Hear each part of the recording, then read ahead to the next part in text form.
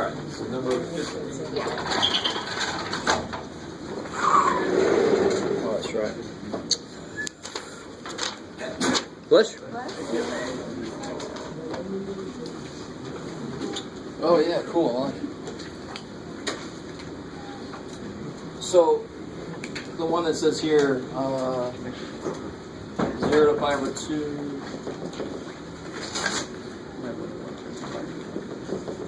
Does it say 2n?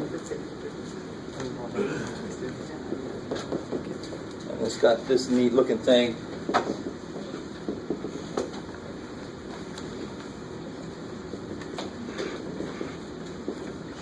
This one here, right? Yeah. It's so funny if you're like, no, not that one. We let you write forever and then say, no, that's not the right one. I think it's that, right? Yeah, cool. They want you to prove this. Yummy. There's, Chapter 7? yeah. Section 7.1, right? You alright? I feel like I'm behind the curve now. Oh, man! Hey! Alright, so the further you get down in a section, especially when it says prove something, if you are not looking back at the examples, you're insane. So, I'll tell you this.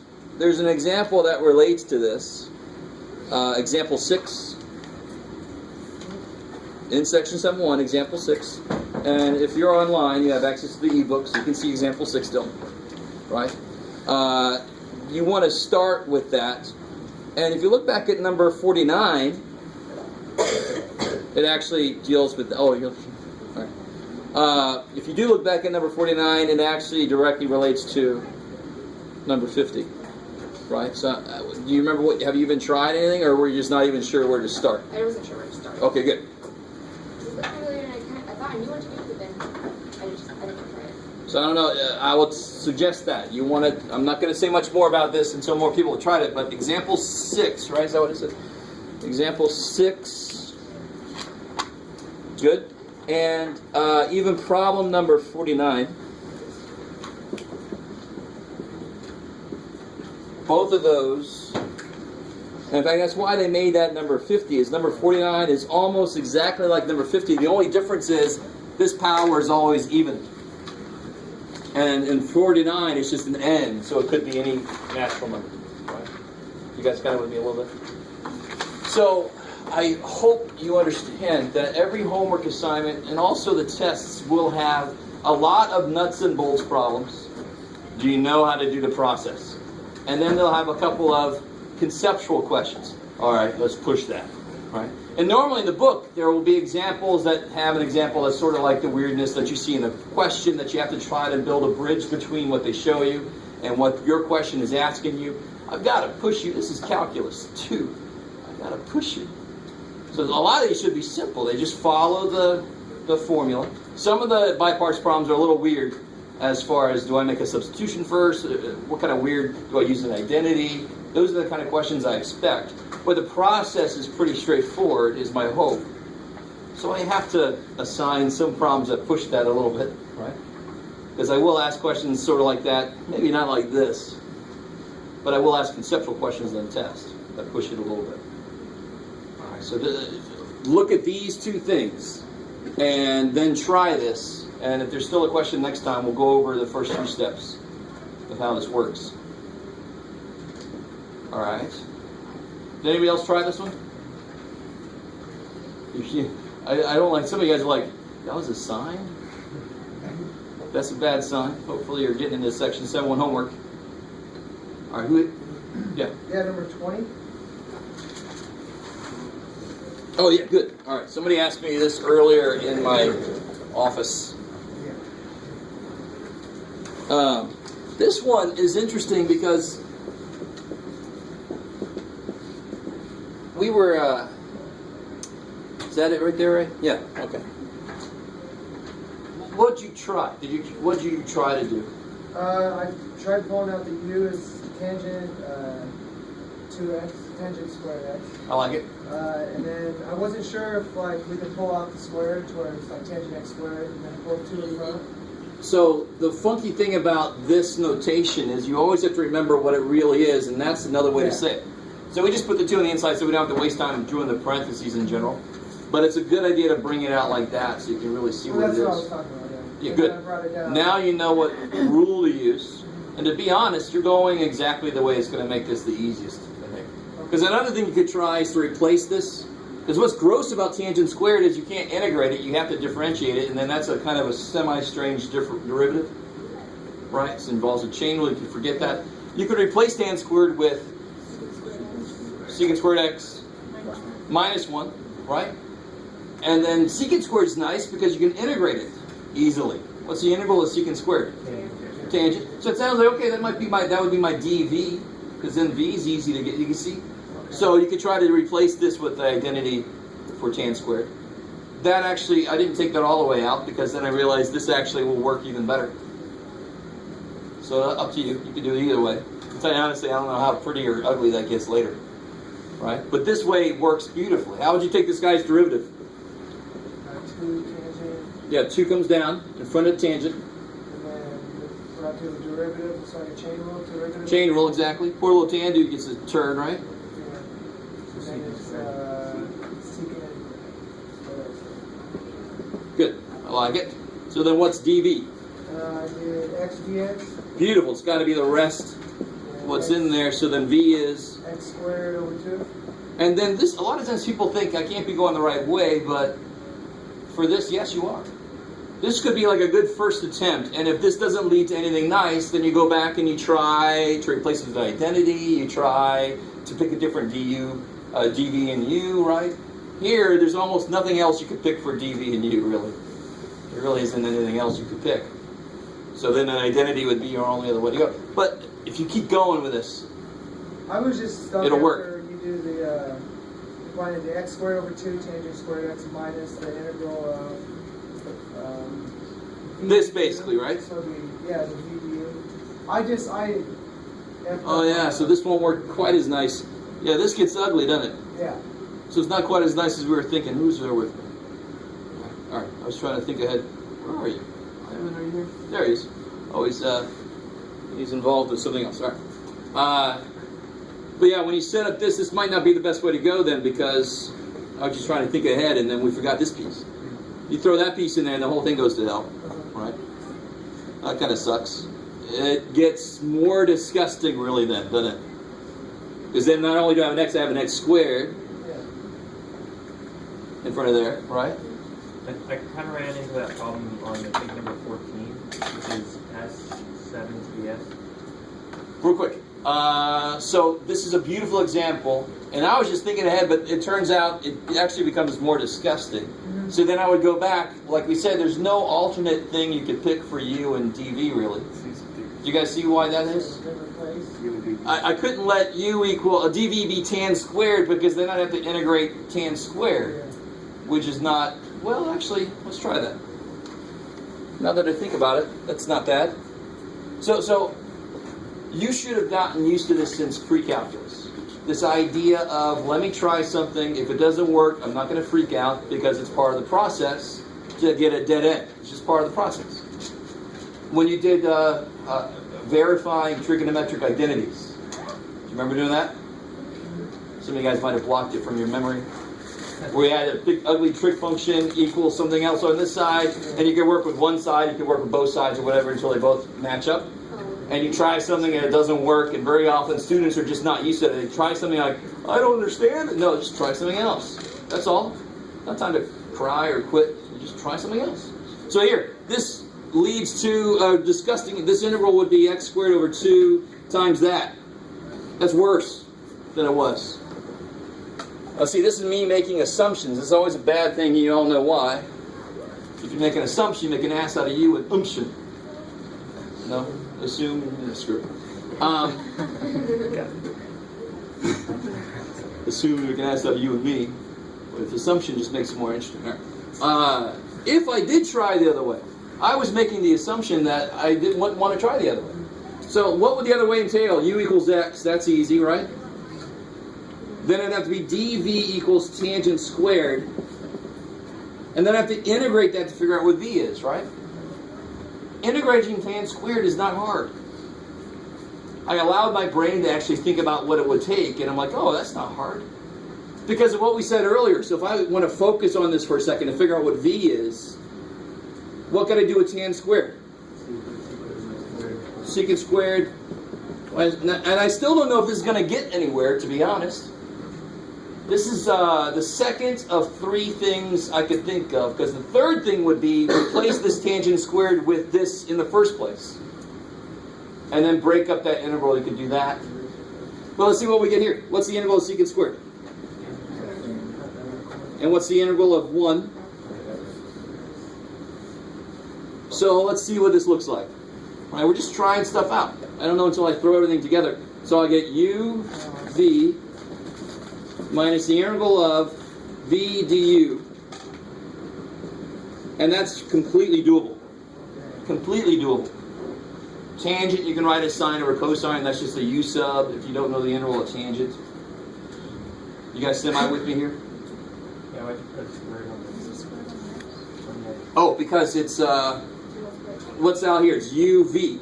So it's u times v, x tangent x, x squared. Yeah, that's my bad. So yeah, just, the beautiful thing about that is it's a relatively easy format to try something. You can tell very quickly it's not going to go anywhere. Don't make assumptions. Actually go down that road. Don't totally discount a road before you've actually written it out to see what it looks like. That was my mistake. I'm like, no, that's not going to work. And I'm like, wait a minute. Yeah, it will. Does everybody see that? This is actually probably the best way to do this. Integral of tangent. I like that. Yeah, so if you just look at tangent by itself, you can make that sine over cosine. If you don't have it memorized, then I can let u equal cosine. So du is negative sine, right?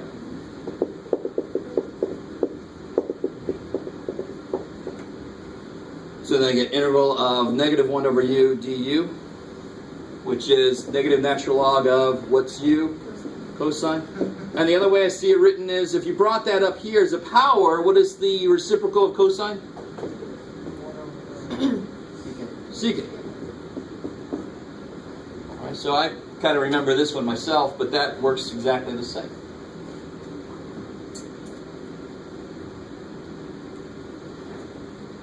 Yeah.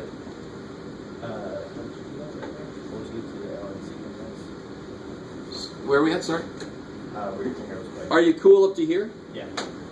So then integrating this, you get ln, negative ln of u. Yeah. And u, of course, is cosine. Negative 1, I could bring that up as a power, can't I? Yeah. And what's cosine x to the negative 1? 1 over cosine, which is secant. Yeah. I like it. I like it a lot.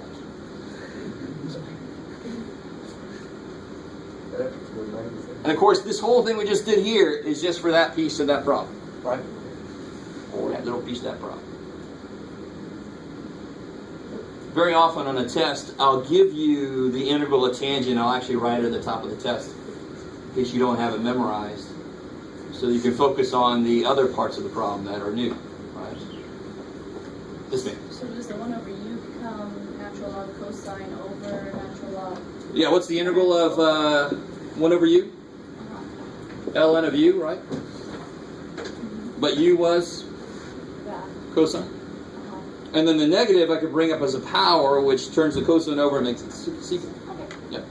So this is how I have that kind of memorized. But some of you guys might have it memorized like this. Both of us are right. You gotta love it when that happens. Okay, cool. I like it. Any other questions from homework? Or general stuff? Yes. 25. Oh, good. All right. It's very possible, hopefully it's not true that you've never seen hyperbolic trigonometric functions, right? It's just fun to say that. Hyperbolic trigonometric functions. Hopefully it's you've seen them. But it's very possible that you didn't really talk too much about their derivatives and stuff like that, right? In which case, if you have the book or if you're online, you always have access to the reference pages. If you ever look, I mean, anytime you're in a new math course, always look what's in the front and the back. to see what is there. You can reference. And here you got the derivatives. And the hyperbolic, cosine, and sine. Who remembers what they're built from? What goes into building like sinh, S-I-N-H-X. The hyperbolic sine, we call it sinh. Hyperbolic cosine, we call it cosh. Hyperbolic cosecant is cosec. It's a little funky after a while. Does anybody remember it all? E to the x and e to the negative x over 2. Combinations of those. All right, we totally don't know. Shit. All right. Let me think. Where do they introduce them here in this book? So you can at least go back to 57. Here we go. Yeah, section 311 is all about hyperbolic stuff. I'm not going to make you do a lot with the hyperbolic stuff. I probably won't give you a hyperbolic problem on a test. But it's just weird to me for somebody to be in Calc 2 and never have been exposed to them. You should, again, go back, find your old teacher, slap them in the face. Right? So hopefully, so go back to 311 if you need to. But the weird thing about, we call them hyperbolic trig functions because they sort of act like cosine and sine, but not really. The derivative of one is the other one both ways. It's not like derivative of cosine is negative sine. The derivative of cosh is sinh, and the derivative of sinh is cosh. Straight up. How we doing? So then a problem like this becomes relatively easy then, believe it or not.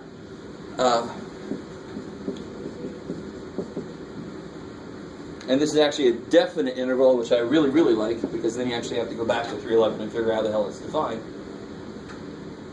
But then, so cosh, it's easy to integrate and it's easy to differentiate. So then you make it whatever the other guy doesn't want to be. And of course, what does t want to be? U. So you're going to make this guy dv. Because what's the integral of cosh? Sinh. I like it. Okay, so that's enough said. You guys should be able to do that problem now. To plug those in, you might want to go back to section 311 and see how they're defined, so you can actually plug them in.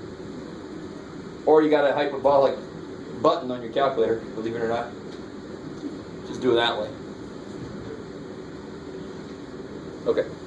Yes? I think number 14 is S times. Oh yeah, you were talking about that. Just remember...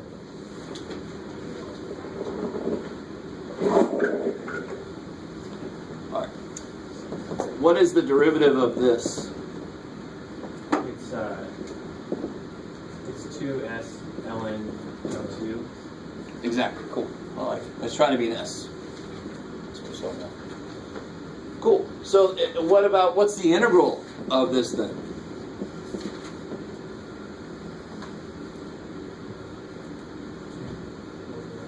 Slash X. ln divided by ln2. Yeah, that's all. Right. Because the integral of this is that. So the integral of that must be that divided by ln2. Do you see that? The over ln2 is there to kill the ln of 2 that would come popping out of here. How we doing? We're okay? I like that. All right. That's a good realization to make. You see, if you see this, so if the integral of that is that, the integral of that must be that. Ooh. All right, it's just a constant. You can move that damn thing around, right? Integral, derivative, ln2 can just go bopping all over the damn place. That's another reason, when you integrate e to the 3x, what do you get? Over 3. Because it would kill the 3 that wants to come out of there if I took the derivative, right? But another way to look at that is e to the 3x prime is 3 e to the 3x, right? So the integral of this must be the integral of that. So the integral of that must be that. I'm sorry, why am I saying integral? Yeah, the prime, get it out. I think you guys would. That's enough of that. We all should be comfortable with putting that 3 underneath for that. Same thing has to happen, but with its constant. What is its constant? ln2. That's the constant that wants to come out when you take its derivative. That should be what you need for that problem. Is that true? Yes. Good. Thank you. All right.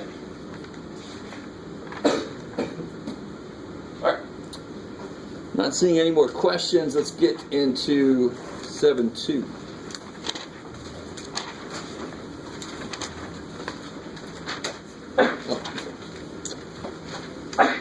Bless you. And I actually thought about doing this section first, because the funny thing about this section is it makes it sound so crazy. And I gave you the handout, and I've got all the different situations spelled out. If this power is odd and this is even, it'll drive you insane if you try to memorize that. But some of you already have, and some of you will. That's fine. I try to memorize as little as I need, because I only have so much space. So if I ask you,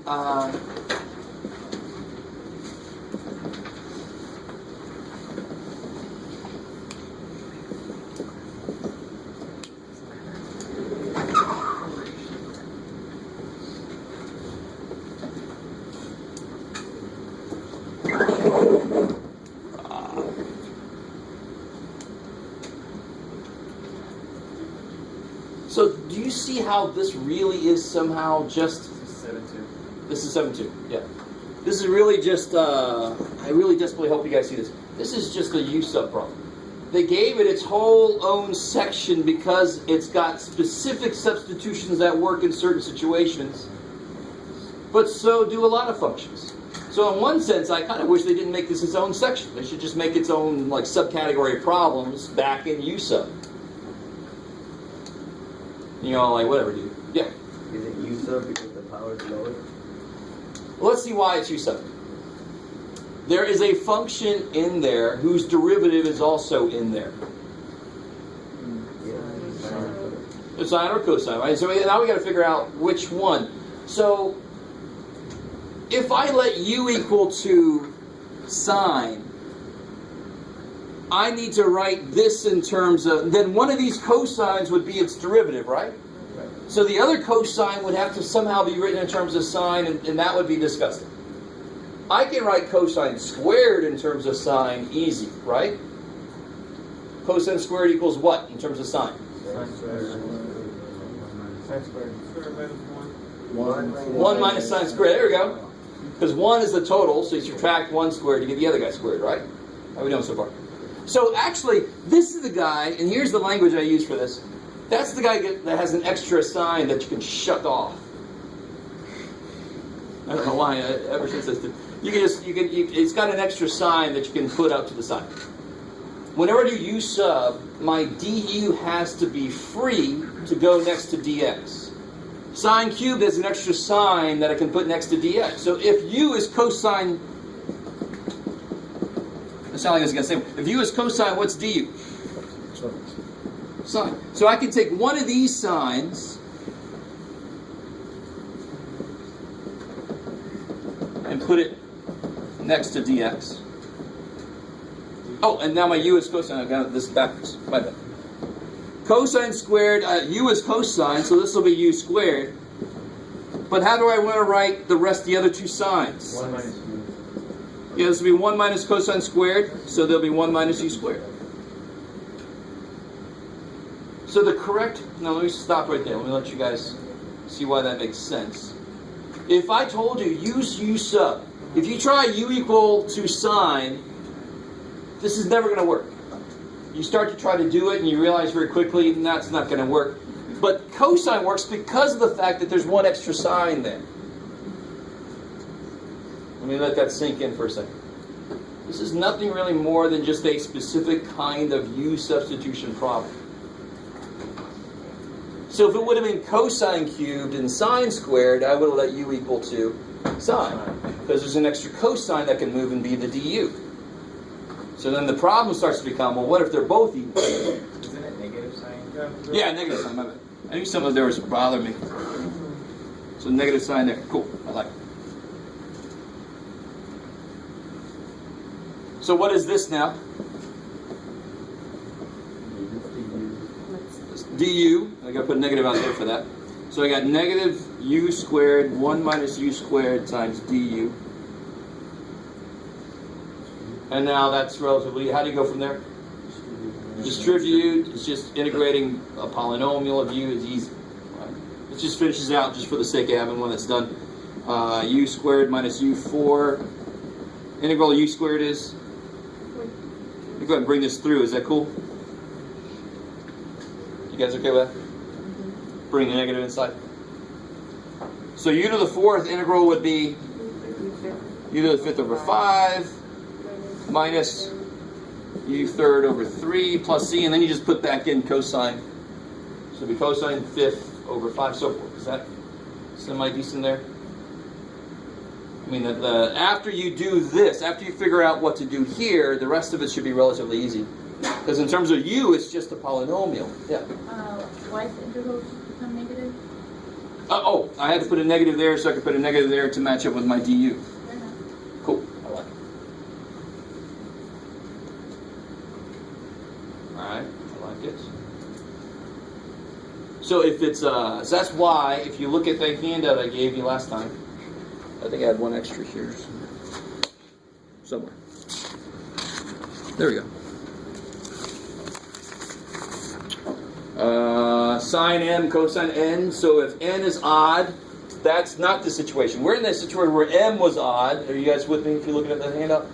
If m is odd on the sine, I'm going to split off the factor of sine, make u equal cosine. But I don't have that memorized. I just look at the situation I'm in. Whoever's odd, he's got an extra dude I can put to the side. And then as long as they're even powers, I can use trig identities to rewrite them in terms of the other guy. Everything kind of works. I like it. So when you first look at this, you're like, how am I going to memorize that? Don't even. Just see why it makes sense that that's how you would work it. If you don't memorize it, you just do what makes sense. The one that's a little bit harder, of course, is tangent and secant, because their derivatives are nowhere near as nice. Right? Still not that bad, but what's the derivative of tangent? Secant squared. What's the derivative of secant? Secant tangent. I like it. So then you have to have, for u to be secant, you'd have to have an extra secant and an extra tangent both to go with the dx. Is that? Let's try one of those. Here we go. Always hope.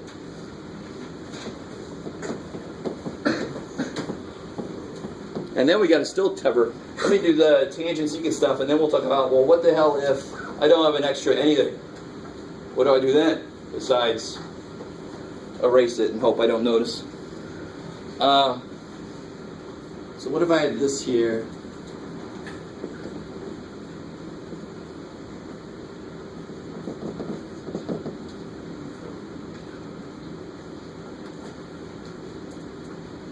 Just make sure everybody's on the same page. What's the relevant identity here?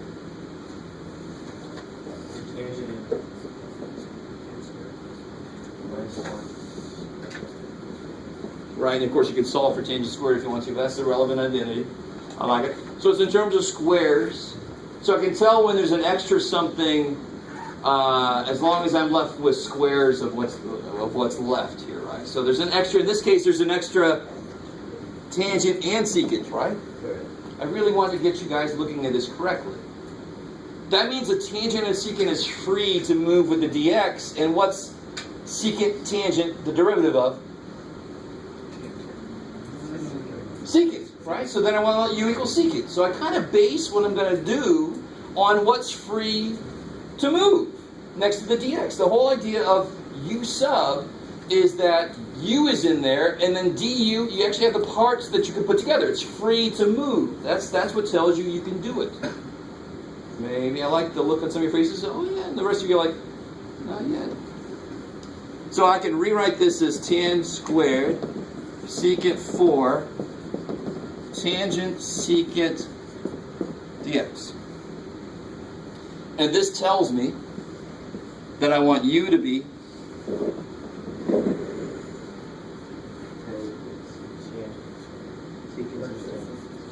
secant. Because what's the derivative of secant? That. Right? If there was a secant squared here, and when do you think you're going to use, well, maybe that's too much to throw in. Let's finish this one, and we'll talk about that. So I want u to be secant, because then du is exactly this. However you have it memorized. So then who do I need to rewrite here? Tangent. Good. I need tangent in terms of secant because that's my u. I like it. So do you see how it becomes a lot less of a memorization and just what really is important in this kind of problem?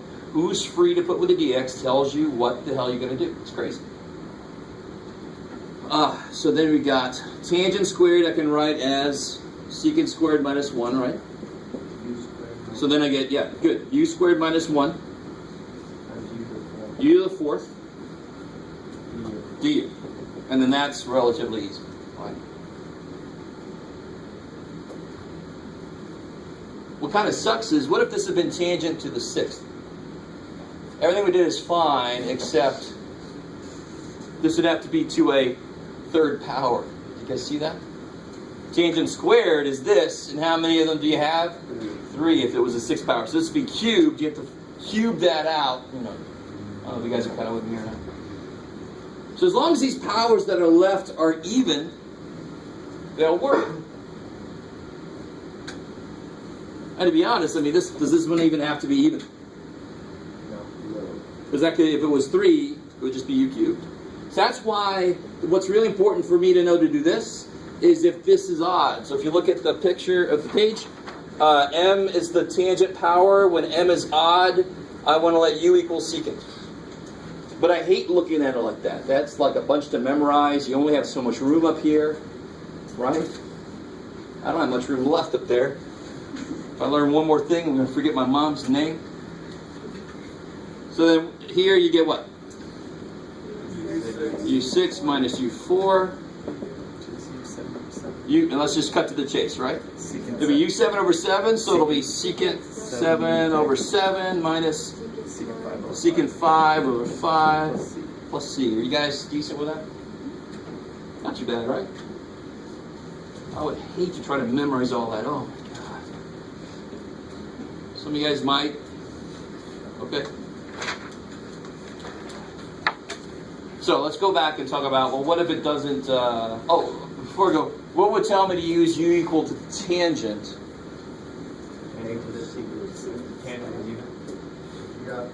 It's not even important for the tangent anymore because just like here, does it really matter what power that is? No, because I'm letting u equal to the secant. So whatever power that is, it's going to be u to that power. Ooh, so that power didn't matter. This one just had to start off as odd. So if this one starts off as even, that means I could take a couple of secants off of it, put it with a dx. Do you guys see how it's still the same idea? Maybe, maybe, maybe. All right, maybe. Some of you guys are at least humoring me. I like that. All right. So let's try one like that. Here, you guys try this one. I'm not going to say anything.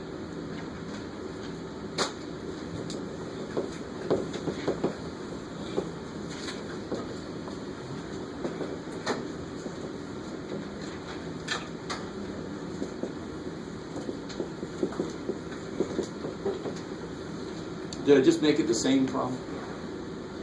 No, I didn't. No. It'll still work. Yeah. Okay.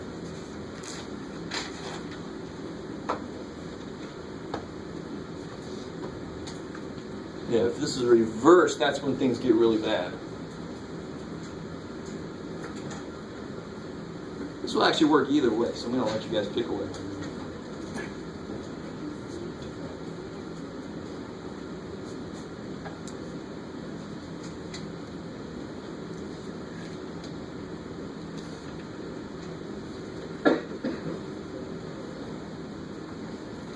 Hopefully most of you guys are trying. I want you to try to do this. Try to gear it in that direction.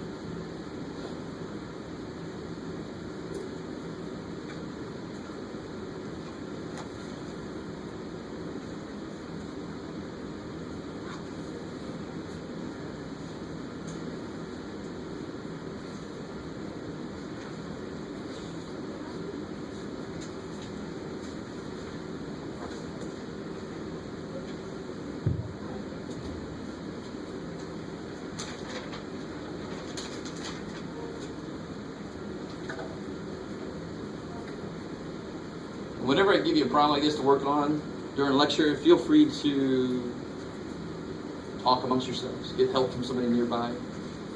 call me over. Needs to know. Or just sit there and wait.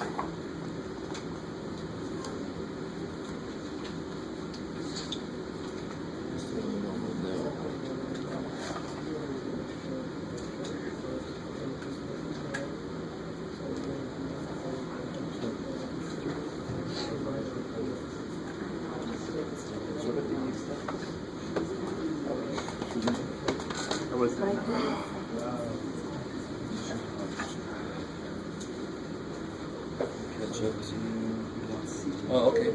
Yeah, it'll work this way. Let's see. So we'll see if we get the same answer you do. Because I was trying to get you guys to do the other substitution. He said he wanted to push you that direction. Yeah, it's all right. If you did it, u equals secant, we'll see if we get the same answer this way. We better. The reason you can do it either way here is because you do it the first way if that's odd, and you do it the second way if that's even. Yeah, you can do it either way. But if you did u equals secant, we'll do u equals tangent up here. Let's see if we get the same thing. So if I want u to be tangent, what has to be here? Secant squared. So then I shuck off a couple of those.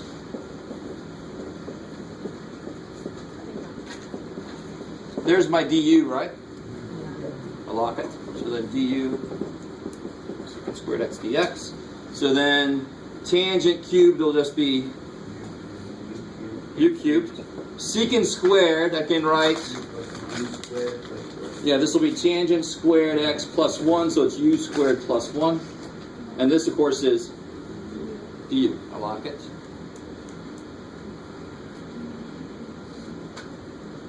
And then again, I mean, you almost always get to this point. I haven't made a real evil one yet where there's like a fourth power out there, so I'm not going to do something like that in general. At most, I do this, where you'd have to square this and then bring the u cubed through. But I mean, at that point, it's just busy work. I want to test if you understand the idea. So you'll get u5 plus u3. Where it really gets me down is when people tell me this is u6, and you don't do it just once, you do it multiple times, and then I start to wonder and get worried, right? And then, of course, when you integrate this, you'll get, good, you get 6 over 6, so you get tangent, you come in tangent, tangent 6 over 6 plus tangent 4 over 4 plus c. Now, it's interesting, if you did u equals secant, what'd you get? Secant 7x. Wait a minute, let me get you. You get secant 7x over 7 minus secant 3x plus. Is that what you get if you did a secant? Maybe. Believe it or not, those are the same. So if they gave you this problem on a test, you could do it either way. That would be kind of my point, is you can do it either way now. What's weird is to realize those are actually the same value. We have these, I don't know if you remember, but we have certain identities called power reducing identities. And if you reduce all those powers down, they become the same exact expression. Believe it or not. Not the most obvious. The way to check it is just plug something in for x and see if it comes out the same in both. Right? If it doesn't, you can just throw everything out that I said. Alright, cool. Maybe. You should know this by now. You know, when you go to check the book and you're like, that's not the same thing I got, and then you find out later, oh yeah, they just put it in a weird order. Or they did it a different way. You've seen that a lot, hopefully, by now. Okay. Maybe. So any questions on that? You still have to worry about what happens if I don't have something free to put with the dx? All right, so let's go back to sine and cosine. Let's see what happens there. And before I do that, let me ask you this. So we got what they have. All right, let me ask you one more question, Tessa.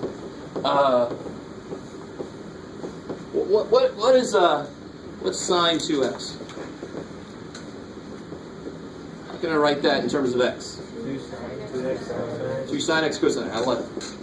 Yes, you should all know that. Sine is the nice guy. I don't know if you ever, when I teach that for my pre-calc class, sine is nice. Because what's sine of a plus b? Sine a cosine b. Oh, you had a plus? I'm going to make it a plus. Sine b cosine a. Everybody gets a turn. It's nice, right? You had a plus, you had a plus. What's cosine a plus b? Cosine a cosine b. Me first. Fuck you. Right? Sorry, sir. I got excited. But cosine, I like to think about it like cosine is an asshole. That's how, and then it's easier to remember this stuff. So sine 2x, yeah, everybody's kind of together. You could have written them the other way. Ooh. Cosine 2x, there's 3 ways to write it, but there's only one way to memorize. Cosine is all about itself first, so it's cosine squared, and then your next sine. Right. And of course, cosine squared, for example, you can write as 1 minus sine squared. So another way to say this is 1 minus 2 sine squared. Do you see that? 1 minus sine squared minus sine squared. Or you can write sine squared as 1 minus cosine squared, so you actually end up with that. So all 3 of these are identical. They're all equivalent statements. You guys semi with me here? So if I had cosine squared x, if I solve this for cosine squared, it gives me a way to write it in terms of 2x. And why is that nice? Which one of these is easier to integrate? That one or that one? The second one is a hell of a lot easier to integrate. Do you guys see that? I still see a few people that are integrating and they're doing magic things and stuff like that. They're so, well, this will be sine cubed over 3. Sure, don't make it fancy. Right? Derivatives don't even treat that nicely. You have to do chain rule, which we always forget, right? So integration should be even worse. You guys see my? I see way too many people just kind of doing something that's overly optimistic. I like optimism, but so this would be easy. What would that be? The integral of cosine 2x. You told me it was easy. I said it was easier, man. I can start. Over 2. Over 2, yeah. Kill the 2 that wants to come out, right? Does that make sense? I mean, that's the way integration makes sense to me. It's always over some constant. If that constant would want to come out, is it here? Is there a 2 there? Is there a 2 there? No, so I better kill it. If you take the derivative of this, the 2 comes out and then it dies immediately. So, okay, now they match it. I mean, that's... All right. Anyway. I teach violent math. So if I had to do this, I want to rewrite cosine squared in terms of cosine 2x, because like we just figured out, that's a much easier integral, right? So how do I rewrite cosine squared in terms of cosine 2x? Solve this for cosine squared. Add 1, divide by 2, right? So I'll get, the way it's normally written is 1 plus cosine 2x over 2 dx. And I think that's up there. Yeah, basically it's the same thing. You'll see the relevant identities in the box there. So it just comes from solving this. And of course, if I have sine squared x, I would solve that one. And remember, the cosine's an asshole. So his has the plus sign. Sine squared would be 1 minus. Right? And again, so that cosine's an asshole kind of carries out through a lot of these identities. I don't know cosine personally. I don't know what it's like. It just helps me remember this. And how would you integrate this? 1/2 x. Yeah, it'd be 1/2 x. Now this gets interesting. Integral of cosine 2x is sine 2x over 2 over 2, so it's sine 2x over 4. I love it. And that one would happen the same way, just with a minus sign, right? Is it cool? Thank you. Keep me honest. Keep an eye on me. Is that, do you guys, so if, for sine and cosine, it's much easier. Secant and tangent get really weird. So I'm not going to focus too much on if the powers are not the same. Sine and cosine, you can use this relatively easy identity that if you look at the green sheet on the website, that is above the black line. So you have to know that identity. That's not one I'm going to give you on a test or a quiz. Cool? You got to know this identity here. If you do that, then it's very easy to integrate. Right? So what would I do for this?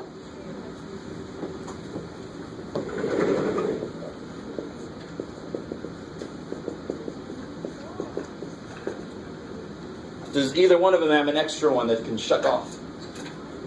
No. Damn, shit. So what do I have to do then? Squared, cosine squared. Secant? You could change cosine squared to And you have to actually change cosine squared and sine squared. You got to change both of them, right? Oh. So then you'll get for sine squared, for cosine squared. Please notice that this is like a difference of squares thing there. You see that? So it's going to be difference of squares kind of thing on the top with a 4 on the bottom, right?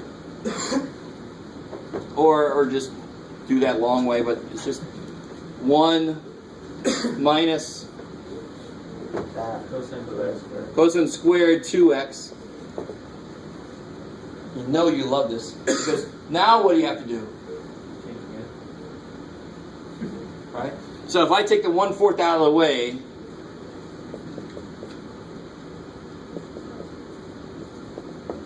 I have to change this. Now this is a great place to make sure that you all understand how identities work. The basic identity does not know what is actually inside the trig function you're working on. So it's just, the form of it is always true. You just put into it what you actually have in yours, right? So cosine squared would be 1 plus cosine 2x over 2. What's cosine squared 2x? It would be 1 plus cosine 4x. Yeah, it's just double whatever was there, right? So if I have a 2x here, it'll be double 2x. So it'll be cosine 4x. And 4 and 1 or 2? Yeah, we'll get there. So just that piece is that. Let's see what the rest of that looks like. Is everybody with me so far? And you're all like, I haven't been with you since the beginning of the class. Oh, sorry. How'd you go from 2 to 4 then? On the... Oh, here. Take the... This one? Yes. So it was, what was this one here? It was, 1 plus cosine 2x, right? Yeah. All right. So 1/2, integral of that's there. That's cool, right? What's the integral of cosine 2x? We did that one earlier by itself. The integral of cosine 2x itself is sine 2x over 2 over another 2. Yeah, that's all. And of course, you could, from the beginning, you could have taken the 1/2 out of the way. It's a little easier to get the fractions, especially if there are going to be more fractions kind of popping up. That one, I took the 1/4 out of the way because now I got more fractions popping up. I just don't want to try to keep track of them all. You with me? I can take numbers out all day. So how do I do the next step here? It'll be 1/4. Integral of 1 is nice. Minus cosine squared 2x will be 4 plus cosine 4x you. over 4. Yeah, and the 1/4's out there. So with that identity, it doesn't change the denominator of the identity at all? So right. We change- Oh, I see. Yeah. So okay. So cosine squared x is 1 plus cosine 2x over 2. So cosine squared y would be 1 plus cosine squared 2y over 2. Right? Okay. So this does not affect this. Okay. Good question though. I like that. So normally in identities, it's the interior of the trig function that has to kind of move along. Does that make sense? Sort of like if sine of 2x is 2 sine x cosine x. Here's where everybody always screws up. What's sine of 4x? See, that's where people screw up. And you're like, screw you! What's important is these have to match. So it's got to be sine of twice something. Is that sine of twice something? Not explicitly yet, right? So this will be sine of twice what? 2x. So then I do exactly this. Sine of twice something is 2 times sine of that something. Do you see what's important here? That's what I mean by the interior of the trig functions have to kind of match along, right? That 2 is there because this is really sine of x plus x, which is sine x cosine x plus sine x cosine x, right? You have 2 of them. Why would you suddenly have 4 of them? No, that doesn't make a damn bit of sense, right? So this will be 2 sine 2x. And then if you wanted to or had to, you can keep going with both of those until you go insane. Right? You guys semi with me? So see, this is why Calc 2 instructors especially love the Calc 1 instructors who keep throwing trig in there. Because you should have hit some trig in Calc, but depending on your teacher, you hit more or less. Because you could go through all of Calc 1 and barely hit any trig. You actually could. But then if you go into Calc 2, that will hurt you, because then you're like, it's a couple semesters since you did trig, and look how freaking important trig is. So that's kind of equal, right? All right. So finishing this here up, let me take all this out of the way. How do I finish this up? 1/4. Let's clean this up a little bit. We can do this a couple different ways. I don't know which way you want to do this. Me personally, I would take a 1/2 out and make this 1/8. Let me see if you guys can handle that. So what would this become? If I take a 1/2 out of everybody, what's 1 divided by 1/2? 2. Good. Minus 1 minus cosine 4x. And that's just a little better. I like to get my fractions the hell out of the way. That's one way to do this. There's other ways. You don't have to worry about taking the fractions out. So I get 1/8. Now integrate this. Oh, this is 1. Yay! Integrate 1, you get x. Integrate cosine 4x. You can do it. Integral cosine of something is sine of that thing, but you have to take care of the 4 that wants to come out of there. I like it. That's some crazy shit. So that is the integral of sine squared cosine squared. But isn't this cosine negative? Yes, you keep the negative. Yeah, so the minus is still there. You're integrating that directly. Exactly. So derivative of sine is cosine. So whatever the sine is going to stay the same. So I just left it as a minus. And that's still hard, isn't it? To change gears on the sine and cosine. Derivative and then integral. I can hear it. Trying to change the gears. I'm like, oh man, doing damage to your brain. But it just happens to everybody. Trust me. Okay. On page 475, by the way, they talk about integral of tangent and integral of secant. I don't really like the way that they prove the integral of the secant. I don't know if I really want to... Oh, screw it. I'll just say there's another way to do it, but there's what the integral of secant is. Okay, because I really want to get into 7.3 for the bulk of today. Oh, we don't. So you just got to get into 7.2 as soon as you can and try some of them out. See what the hell is what. Yes? So the quiz on Thursday is over 7.1, that's it? That's it. Yeah, well, use up and by parts. So the most evil thing about that quiz, just telling you directly, normally I make quiz, I try to make them very nuts and bolts. I try to make them, and in fact on the quiz, I'll definitely have somewhere where, and that's on the test the same way. Use sub on this. Use by parts on this. And then I'll have like 3 where I just say integrate. So you have to know, the hardest thing always is, when do I do what? I don't care what level of math you're in. It's always, I know how to do that. When the hell do I do that? That's the hard part, right? normally. All right. And you know, like, it's good to point that out, Jeff, but how about helping us out with that? Sorry. Okay.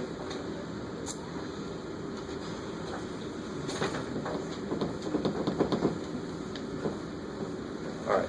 So, I want to focus today on 7.3 and maybe just a quick word on 7.4. And just a quick word right now on 7.4. If I remember correctly, I think I put the partial fractions handout up on the website. I actually have that handout kind of like consolidated on this handout. It's on the same handout as the stuff for 7.3. They're all in one handout here. I'm going to give that on in just a little bit.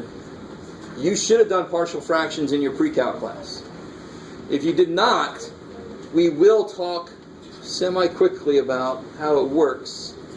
And I'll show you a couple ways to solve the problems. One of them involves big-ass systems of equations, and the other one doesn't. So I like the other way. You can do it either way you like. So that's 7.4, partial fractions. 7.3 is kind of like the first section that really gives people some trouble. I want to try something a little new to introduce this idea. Something that we don't even realize we're allowed to do. And this is something I actually,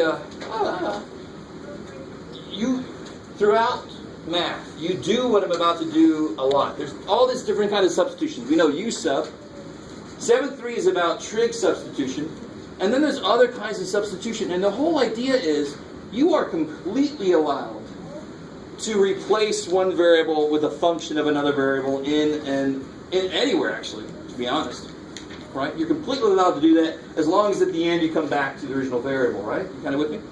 Certain substitutions are helpful, and then there's a whole slew of them that would not be helpful. Right? So let me show an example of what you're allowed to do. And that's screw. Let me just see what you guys think about this. I've never taught this like this before, so you're my guinea pigs. You know, like, that doesn't sound good. It's too bad. So now watch this. This is a relatively easy integral to do, right? I'm about to show you a way that I would hope you would never do this in. But since this is easy, it's easy for me to check the answer, and I just want to show you what you're allowed to do. So what I'm about to do could be useful sometimes. Here it makes it a little bit longer, but I just want to show you that you're totally allowed to do this. So watch. I'm allowed to do this. X equals m squared. Why would I want to do that, maybe? There's a square root in there, right? So I'm completely allowed to do that. But I better replace all my x stuff with m stuff. So then, of course, what do I have to figure out? What dx is, right? And what's dx? 2m, almost, dm. Cool. Don't be loose with that dm. If you have an integral with no d anything, it's wrong. I won't take points off, but that's what screws people over, especially in what we're about to get into. If you forget there's a dx and that you have to replace it with something in terms of dm or d theta or whatever, what's here might be disgusting, but then whatever this is would make it easy. So if you leave this off, holy shit, you're in trouble. So when we get there, I'll show you. All right. So here I've got, how do I rewrite this now? 1 over m. What's dx? 2m dm.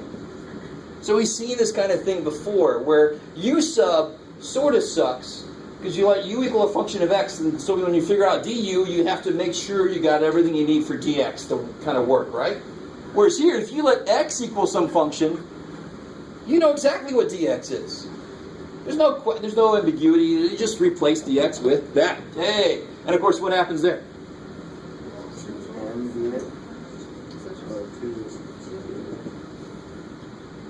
Yes, sir. Why there's no radical n? Say again, sir? Radical n? Oh, what's x? M squared. What's the square root of m squared? Yeah. And of course, what's true about x? Just in case there's anybody out there that's going to go, well, actually, square root of m squared is absolutely valid. What is true about x, considering what it's in? Greater than 0. Yeah. The domain of this is greater than 0. Right? Which means that square root of m squared must be m, because this has got to be positive, right? I just enough of that. So that's why I don't have to worry about like actual value kind of crap. So the m squared is given, or No. for x? So here's, okay, let me make sure everybody's with me. Never would I hope you would do this problem like this. I am showing you a relatively easy integral, but showing you a method that you guys very rarely realize you're completely allowed to use any damn time that it makes the integral easier. You could replace, you got to be careful with the domains of the functions you're using, right? Like I was just saying. The domains have to be very careful, especially if there's limits.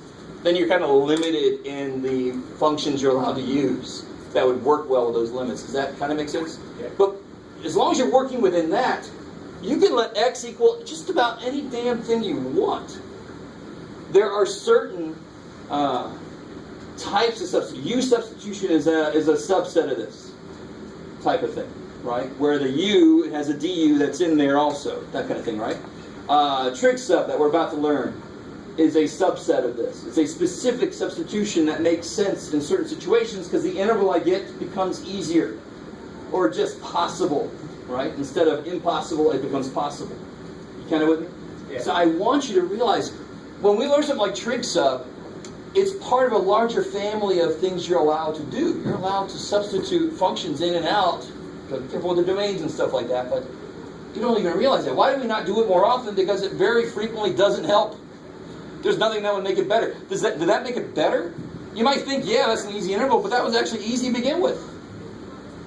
That doesn't mean I'm trying to show you the process you're allowed to use. And some integrals, you could use an interesting substitution that's not like in a chapter in any book. It's just that substitution happens to make the integral you're looking at easier.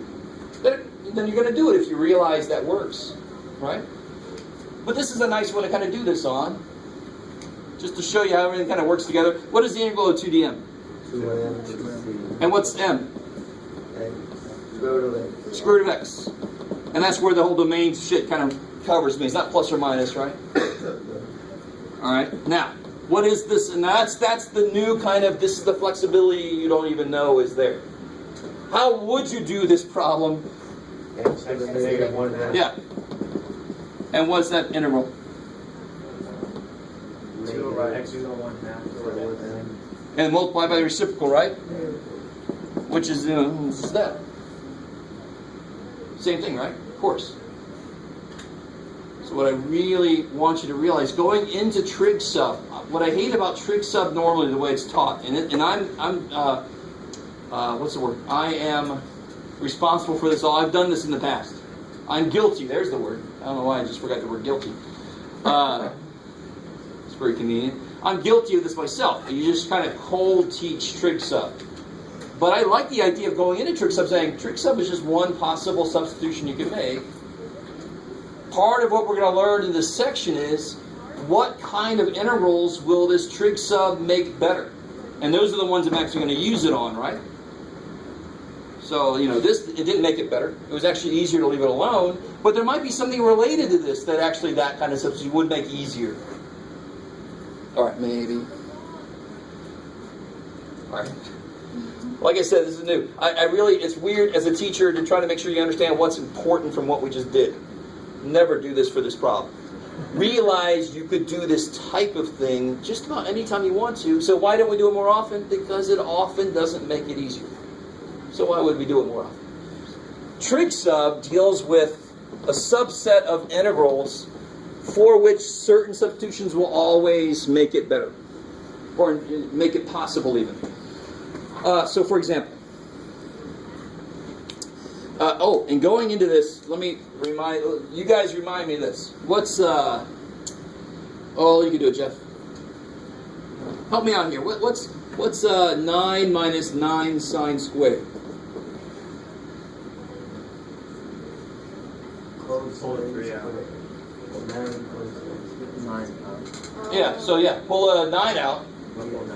And then 1 minus sine squared is cosine squared. So this is just 9 cosine squared, right? You guys with me? Yeah. So if I had the square root of 9 minus u squared, if I let u equal to sine, what happens? In fact, not even sine. What do I have to be careful about? What do I want to have show up here? 3 sine. Beautiful. You guys see, if I let u equal 3 sine, and because if that would have been a plus, would that help me out at all? No, because then it's not the right shape for that identity. I'd want a different identity. What identity would go with this? 1 plus what squared is something? So I would use u equals some kind of tangent. 3 tangents.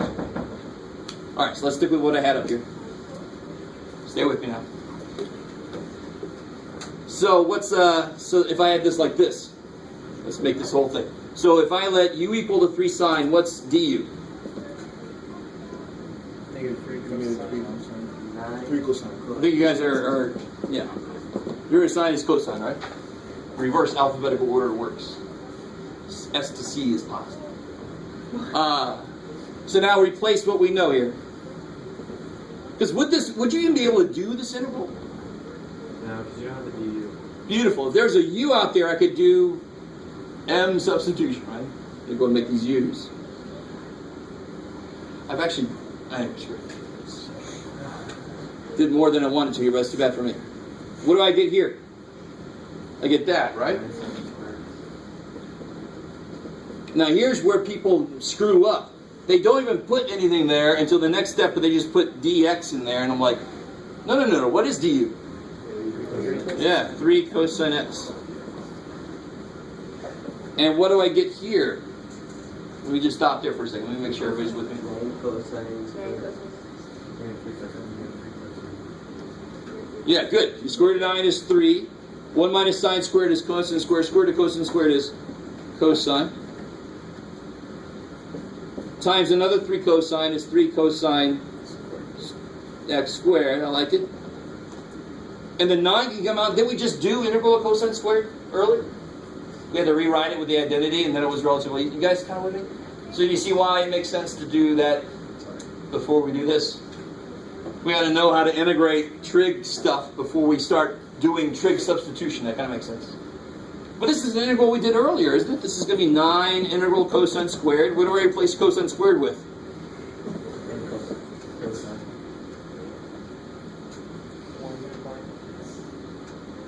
What was cosine squared? Yeah, good. He's the asshole, so it's plus for me, minus for the sine. So 1 plus cosine 2x over 2, and then that would be easy to integrate there, right? Good. So let's keep going, actually. I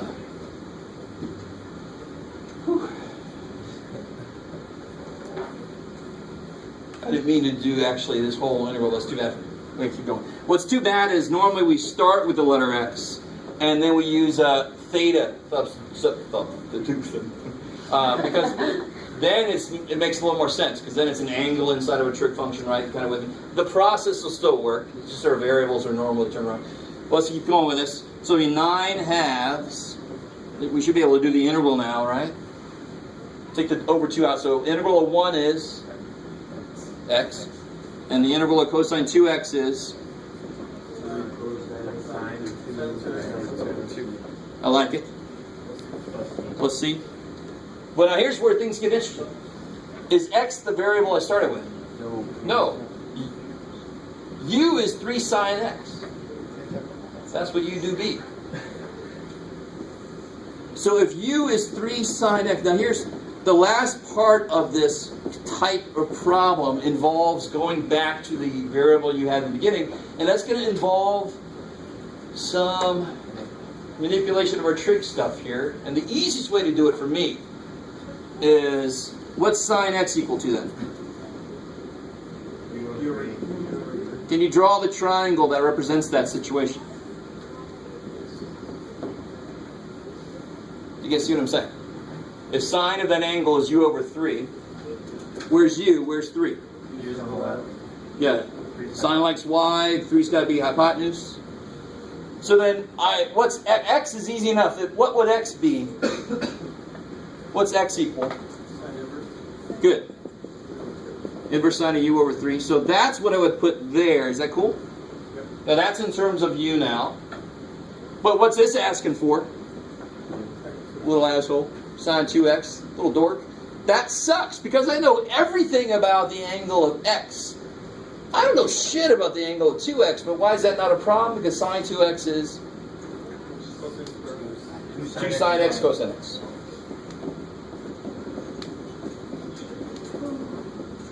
What's sine x? U over 3. What's cosine x? 3 square root of Yeah, I need this here, right? So it'd be square root of... 9 minus u squared. Where's that look familiar from? Oh, very beginning. Let me be careful. I don't say always. Almost always, one side of the triangle used on the step will relate back to what the interval was in the first place. Which kind of, if you think about it, makes sense. Because that's what set up the triangle in the first place. Let's not look too deep in that. I just need to put here what cosine of x is. What's cosine x? That over 3, right? The x side over that hypotenuse. And you just kind of put that together, and that you're going to put in place of sine 2x.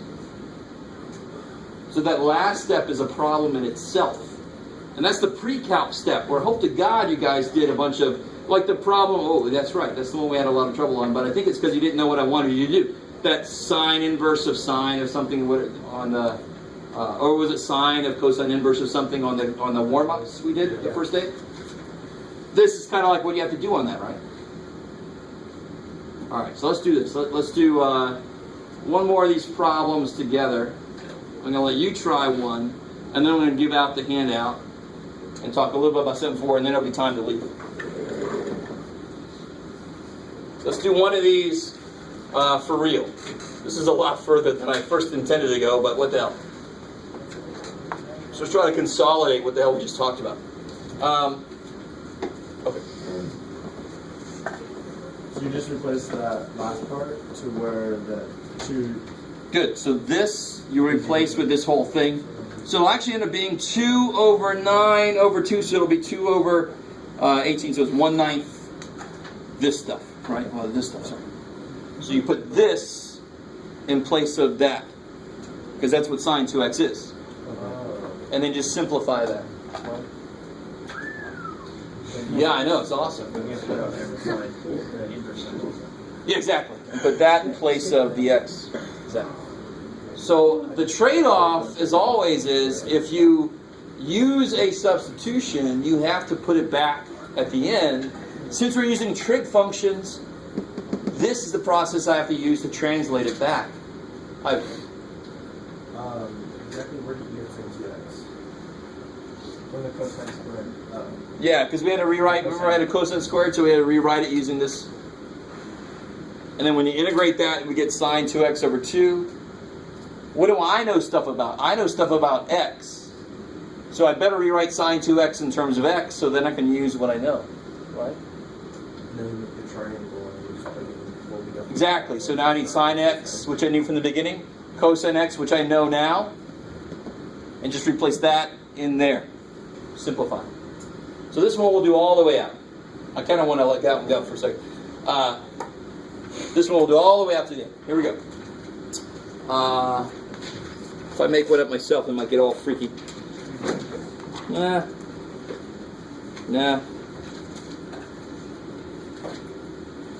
Ooh.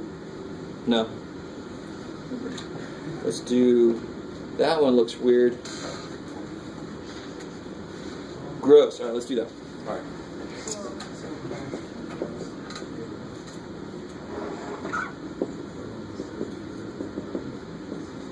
Wasn't that a problem? I'm trying to remember. On that first handout, it was x squared in front of square root of x squared plus 1. You guys see how this is exactly... You can even try that one if you want. I'm going to let you guys try that one next. We'll do this one together. I'm going to let you guys try that one next when you're on. All right. So do you see how this becomes quickly a form you're going to see that's going to tell you this has got to be a trig sub? There's this is related to an identity. If we replace x with a certain trig function, this is a nice identity. And this is the part where students have so much trouble. But dear God, just know your basic identities. It tells you exactly what to let x equal.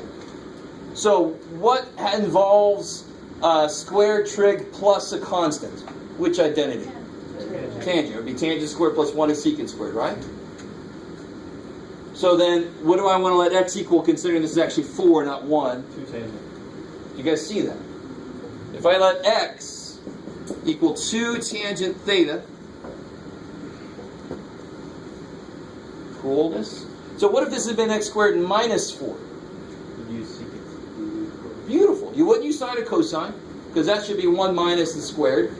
Secant squared minus 1 is tangent, so then you would use secant. So you'll only ever use, you could use cosine, so but trust me, you only ever use sine, tangent, and secant as your trig sub.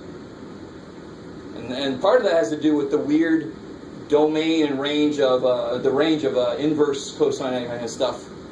And there's other things you got to be careful of, but just stick with sine, tangent, and secant. Yes. So why tangent? Because what identity looks like this? And where did that come from? This is something squared plus a number. So the identities, which identity looks like something squared plus a number? Tangent squared, right? So if I let x equal tangent, in fact, I want to let x equal to 2 tangent, so that ends up matching with the 4. 2 squared equals 4. You with me? Stay with me now. So whatever this number is, I'm going to put the square root of it in front of my substitution, so that at the end I'm able to pull that out. Because what's 2 tangent squared plus 1? Is that just straight up something, or no? I have to have, if I had 2 tangent squared plus 2, that'll just be 2 secant squared, right? So these have to match at the end. So if I'm squaring, I want to let it be twice tangent, so at the end they both have a 4 on them, so I can pull the 4 the hell out of the way. And don't cry to me if that's a 3. If that were a 3, what would you put there? Square root of 3. Don't cry to me, just because it's not a whole number. Right? You made it not nice. Show me where the bad man hurt you. Right here. All right.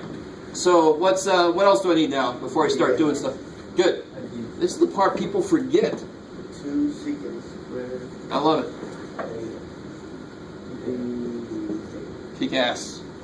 So if replacing everything with theta, you better replace dx with d theta, and not just replace dx with d theta. You better replace dx with what the hell it is in terms of d theta, right? For some of you people forget that, and then you end up with these really freaky ass intervals. Okay, let's see what happens here. So dx is 2 secant squared theta d theta. Is that cool? X squared. If x is 2 tangent theta, x squared is 4 tangent squared theta, right? And then in here, I'm going to end up with, of course, 4 tangent squared theta plus 4. Cool. Let me stop right there, let you guys.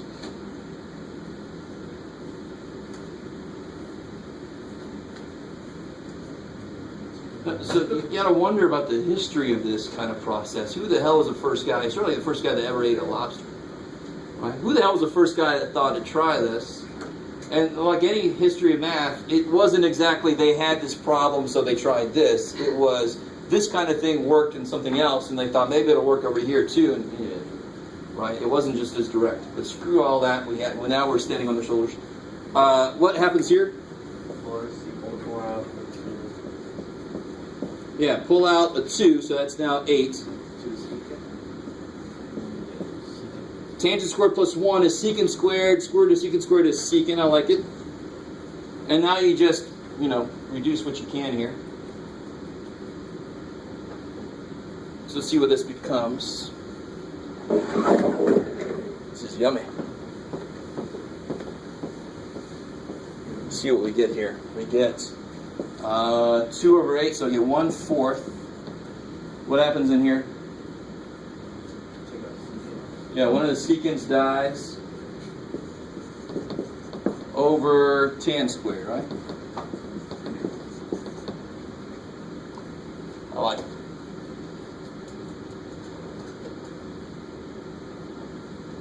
Now, what kind of sucks about that? Secant or tangent squared. Say, I'm sorry?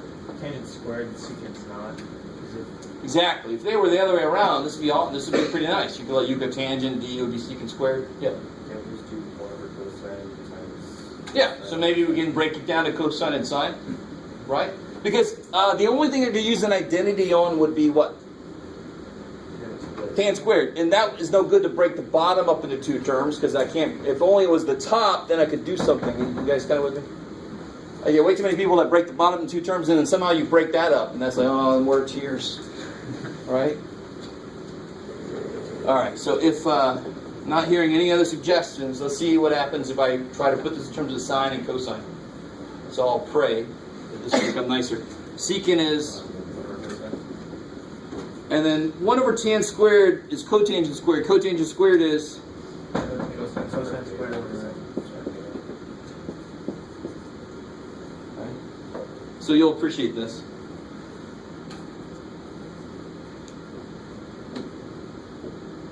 So then what happens in there? We lose a cosine. And some of you might be like, oh shit, but what's nicer about this? Yeah, U sub will work, right? What's free to move? Sine is stuck on the bottom. I can't put it with d, but cosine can go with d theta, so that tells me I want to try u equal to sine, and that would make the bottom u squared. This easy integral now, right? You guys are like, you don't know what that word means. I don't think you know what that word means. You keep saying it. Price is right? No? Inconceivable? So 1/4, if I let's do this. U equal to sine, because that's the one that's stuck.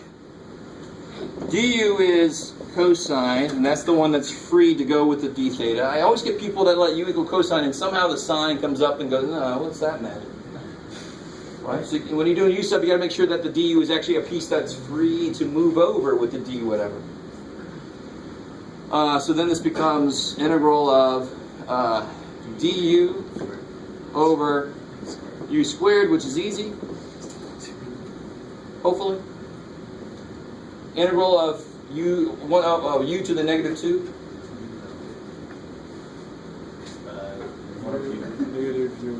Yeah, so negative. Oh, you just write it like that if I want to. And then, of course, now we got to figure out what u was. Now, here, I want you to realize something. Once I figure out what u was, I'll have that in terms of theta, but my original problem was in terms of x. Good. All right, I like it. So this is negative 1 over 4 sine theta.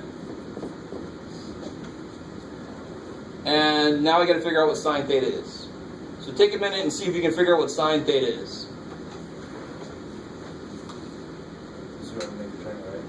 Good. Based off of how we define this.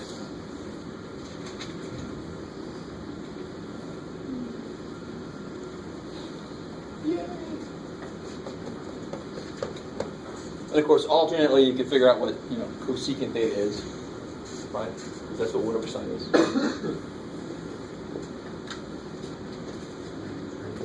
How did you jump from du? Never mind. Okay.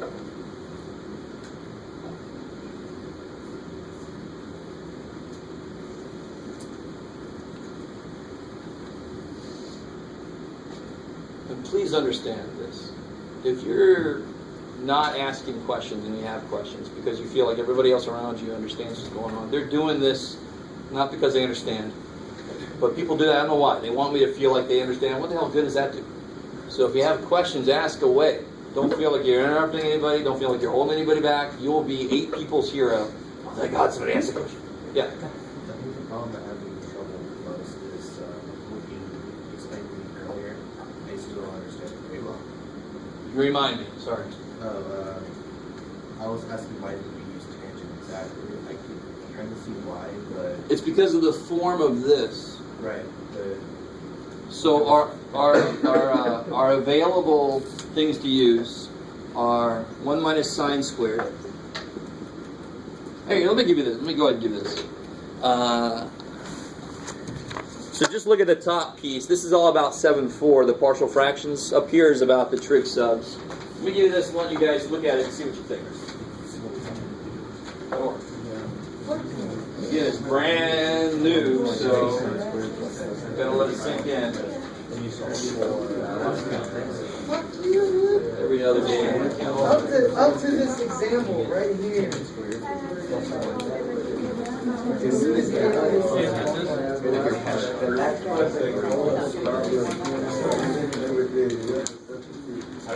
going to math that's 15 weeks. You're right. What's going on? Just talking about the math studies. I'm moving in there. Okay. It's not a bad idea in general. Some people don't go ever, and they really, really should. And it's free. What the hell, man?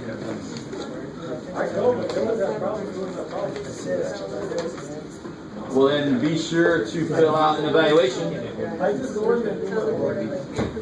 If you're having tutors that cannot help you with your problems, We're not, they're technically not all problems, just like have to do stuff. It's only up to like 180. No. There are tutors, and you can ask them to tell you which tutors have indicated that they feel comfortable tutoring 280. They used to put a schedule in the back. This is pre-calculus. Oh, okay. I mean, I go in there and I type in my code and then I put my headphones on and wait for them to bring a solutions manual to me when I have problems. That's essentially I'm going in to rent a solutions manual for the most part. So why are you not seeing if they can explain it to you? I don't understand. It takes me longer to explain them what my problem is, and then they can't figure it out. Because the problems I usually have problems with are the tougher ones, and they just go to get the solutions manual to begin with. I don't know if they just don't understand the problems, or it's just easier to get the solutions. No, yeah. On one level, you got to excuse them because it might be forever since they took pre-calc. So it's okay for them to go get a solutions manual, but they should be able to look at it and go, oh, okay, I see what they're doing, and then explain to you the steps you should take. And that you should forgive them for entirely, because they're not taking pre-calc every semester. Maybe they took it 3 semesters ago, right? Yeah. So they've forgotten some little details. Okay, cool. If you look at the solutions manual kind of refreshed, they should be able to then explain. If they can't, you should fill out an evaluation and say exactly that. That's why they have the evaluations in there, right? But most tutors in there, they love tackling the pre-calc problems. They love that. And 280, not everybody in there will have taken it, because to be a tutor, you only have to have taken 180 and pass with a B. So there are actually tutors in there right now that have not taken 280. But there are several who have. And they at least when I was in charge, we used to make sure that people understood which tutors actually were okay with 280. Because not every, sort of like stats, not every tutor likes stats because they don't have to take stats for a math major, so not every tutor has ever taken stats. 280, same idea. So there should be several tutors in there who are just like, yeah, give me your 280 stuff, I love that shit. Right? And there should be someone there like, never, okay, no, that's good, never you. The other person over there. Yeah. Can we backtrack back to the beginning of the question? Okay. So earlier, you wrote the reason why that was tangent was because of how it looked, right? Yes. So you wrote down 2 tangent squared plus 4 equals 20 squared, right? Okay, sure.